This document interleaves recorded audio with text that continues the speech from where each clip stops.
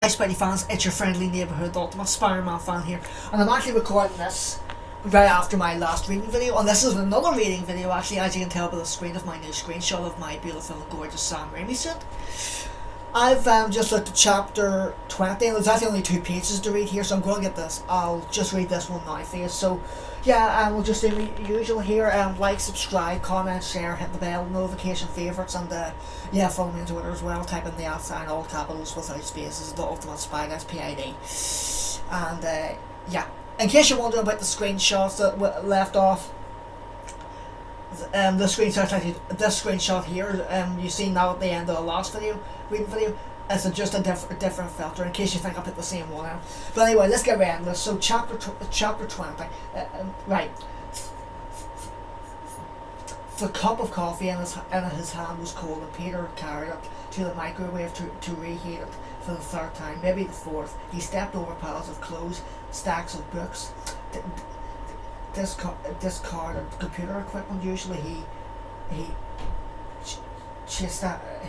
chastised himself for the mess. Today it didn't seem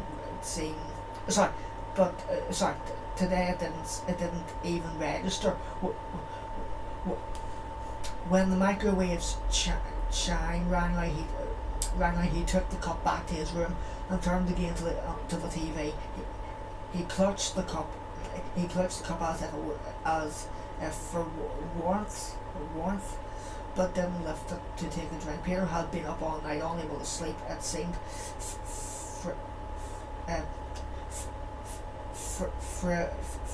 frivolous. I can't say that word.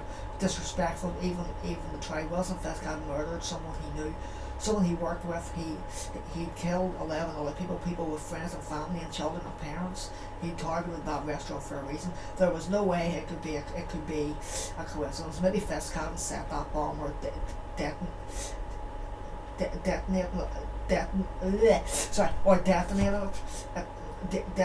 it personally, but that didn't matter. Fisk was going to pay. Spider-Man is going to pay.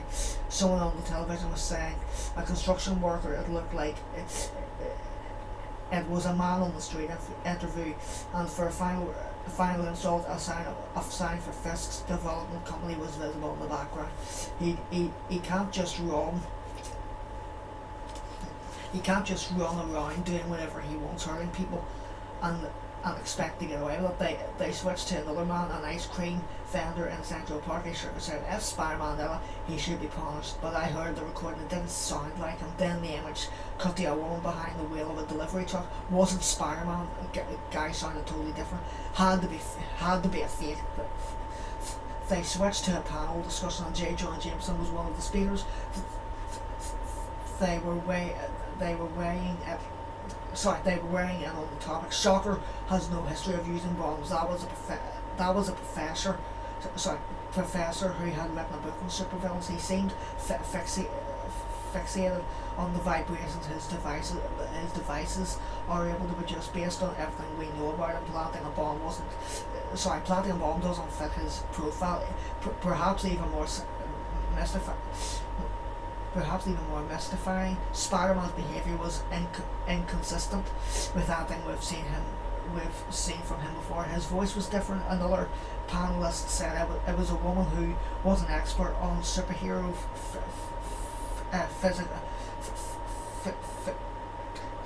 psychologically, though I've said that wrong, Spidey fans.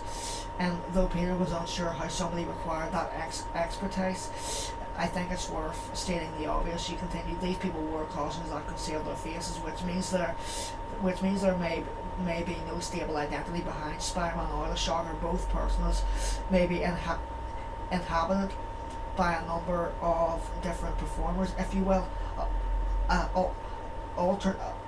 Alternatively, one or both of the people in that restaurant might have been imposters taking on the role of the Shocker or the Spider-Man person. Another woman, an Arthur, cut in. I'm not prepared to comment on shock, but that was not Spider-Man, she pronounced. We saw footage of Spider-Man coming to the scene, looking for survivors, because that's what he does. The real Spider-Man is a hero. The split screen between the four panellists and the host, who remained silent. Jameson now leaned into the camera, and it looked like he wanted to punch it. The television was filled with his image. We're talking about people who put on masks to terrorize the city, he said loudly, as if to drown the others out by sheer force of will. Call them heroes or villains, they're all criminals. The heroes are the first responders who risk their lives to help the survivors. Policemen and firemen. Police officers are firefighters, you mean, the officer said. Though you may not be aware, some first responders are women. You know what I'm saying, Jameson snapped. Maybe I'm not the most PC guy in the world, but I know the real heroes, the ordinary citizens who carried the wound out of the blossom. Spider-Man isn't a hero. He's a troublemaker and a fraud. As for his voice, we're talking about a nut who wears a mask and pretends to Bob. Disguising his voice doesn't mean a damn thing. Peter snapped off the television. He'd had enough. He had enough. The lab felt like the lab felt like a funeral home. Even Theodore Penton seemed shaken. This is a most unfortunate day, he said, his voice quiet. Everyone is devastated. Peter nodded. It's just hard to process. Then he looked up and saw two strangers standing by Anika's workstations. They were clearly older, and the man looked astonishingly like a middle-aged male version of Annika. They had to be her parents. He had no idea what he could possibly say to them, but he knew he had to try to say something. He went over to the workstation and introduced himself. I didn't know her long, he said, but she was smart and funny and great at what she did. I can't imagine what you're going through, and if there's anything I can do, please let me know. Please let me know. Thank you, Annika's mother said, and then she began to cry. She liked to take risks. Her father said she went skydiving and rock climbing, and we worried terribly about her. But for something like this to happen at an ordinary restaurant, he shook his head. Peter nodded and tried to hold back his own tears. It was impossible to see these grieving parents and not want to do something, but there was nothing to be done. Not yet. The time would come, though. He would make it happen.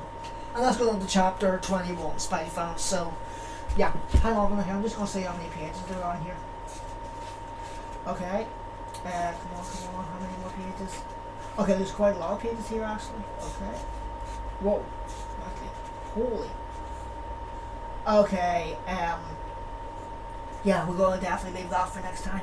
So, yeah, as I said a few seconds ago in the other video, Spidey-Fans, yeah, I'm really enjoying it. It's getting really good, and I'm hoping you're enjoying me reading it as much as I am enjoying it reading to you. But yeah, other than that, thanks for watching. Hope you enjoyed this video, and I will see all you Spidey-Fans in all of my next epic Spidey videos. And thanks for watching. So I've said that twice. Other than that, it's your friendly neighbourhood Spider-Cop over and out. Thwip, thwip, thwip, thwip.